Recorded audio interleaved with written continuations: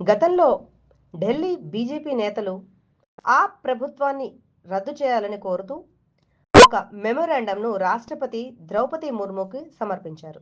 కేజ్రీవాల్ నాయకత్వంలో ఢిల్లీలోని ఆప్ ప్రభుత్వం ఇక చిక్కుల్లో పడ్డట్టే. ఢిల్లీ శాసనసభ ప్రతిపక్ష నేత విజేందర్ గుప్తా నేతృత్వంలో బీజేపీ ఎమ్మెల్యేల బృందం ఆగస్టు 30న రాష్ట్రపతి ద్రౌపది ముర్మును స్వయంగా కలిసింది.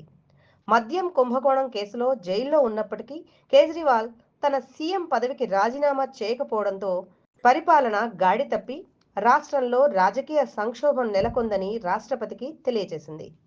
ప్రభుత్వం 6వ ఫైనాన్స్ కమిషన్ ఏర్పాటు చేయలేకపోవడం, కాగ్ నివేదికపై స్పందించకపోవడం ఇందుకు ఉదాహరణలుగా పేర్కొంటూ ఒక మెమొరాండంను రాష్ట్రపతికి అందజేసింది. తమ విజ్ఞప్తిపై స్పందించిన రాష్ట్రపతి విషయాన్ని కేంద్ర హోంశాఖకు సిఫార్సు చేసి తగిన చర్యలు తీసుకోవాలని ఆదేశించారని ఢిల్లీ బీజేపీ అధ్యక్షుడు విజేందర్ గుప్తా సోమవారం నాడు ప్రకటించారు. ఈ వ్యవహారంలో బీజేపీ తీరుపై ఆప్ నేతలు తీవ్ర ఆగ్రహం వ్యక్తం చేయడం సామాన్యమేగా.